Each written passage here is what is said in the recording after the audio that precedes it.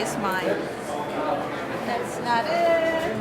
When members of the Cleveland Orchestra recently sat down to perform, they faced a daunting task. It bounces off. This would be no ordinary concert. It would take place in an historic synagogue, and it would be played on instruments that had rarely been touched in more than 70 years. It's beautiful. Thank you. The goal was not to just make beautiful music, but to give voice to millions who were silenced in one of humanity's darkest chapters.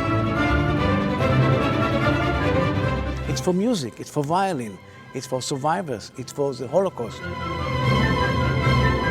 The concert was the culmination of decades of work by Israeli craftsman Amnon Weinstein.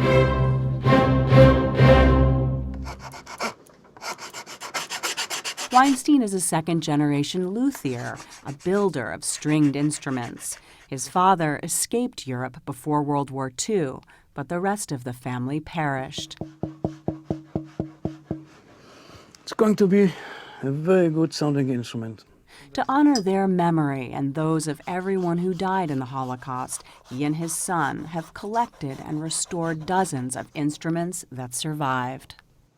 I had a guy who came over to me, he played on the way to the guest chamber, and he gave me his violin, he wanted to restore it. And when I opened the violin, there was black powder inside. That for me, it's coming only from one place. Yeah.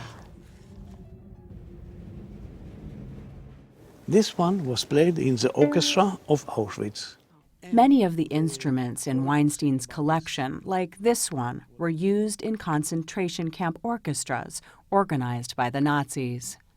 And before the orchestra, in front of them, there was a pile of all these dead people. And yet they played. And yet they played.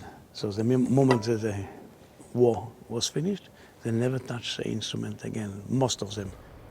In the camps, the violin could also be an instrument of defiance. It was forbidden to the Jewish to pray, and the violin was praying for them. So it's sacred as well. And to be out of this horrible place for 5 minutes, you know the value of that? Yeah. For 5 minutes in a free world. Some people say that always when he played the violin, he was in a concert hall. Yeah. You open the door, you see the barbed wire. Transports you somewhere else. Completely. The power of music. That's the power of music. Music is deeply rooted in Jewish tradition. Persecuted throughout European history, Jews were often on the move in search of a safe place. Music became a refuge and a source of joy. Have you seen Chagall painting? This was a part of the culture. It was a cheap instrument. Everybody could afford it. And always when people asked Isaac Stern why so many Jewish people are playing the violin, his answer was very simple. It is the easiest instrument to pick it up and to run away. Besides portability, the violin has another unique quality. Its design originated in 16th century Italy, where it was created to emulate the range of the female soprano voice.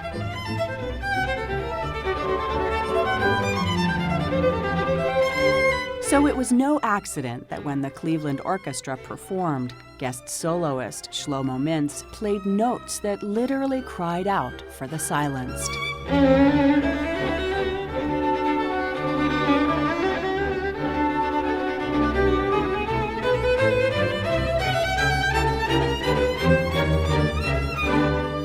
Instrument becomes part of the person which plays it. It's the voice of that person comes through the instruments. And just knowing that some of these people who have owned these instruments did not survive, but their personality is still within these instruments, I find that very moving. Franz Welser Most conducts the Cleveland Orchestra. He and violinist Peter Otto were keenly aware of the history of the instruments. What happens to an instrument if it isn't played?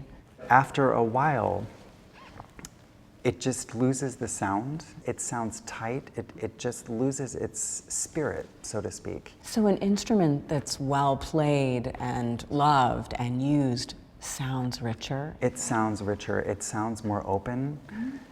It's like a really good singer singing freely and using everything they got, you know, in their body.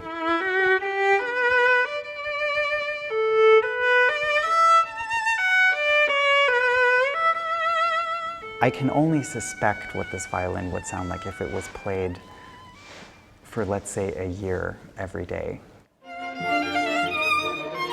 Which is why a museum display of Weinstein's instruments, called the Violins of Hope at Cleveland's Maltz Museum of Jewish Heritage, includes regular performances.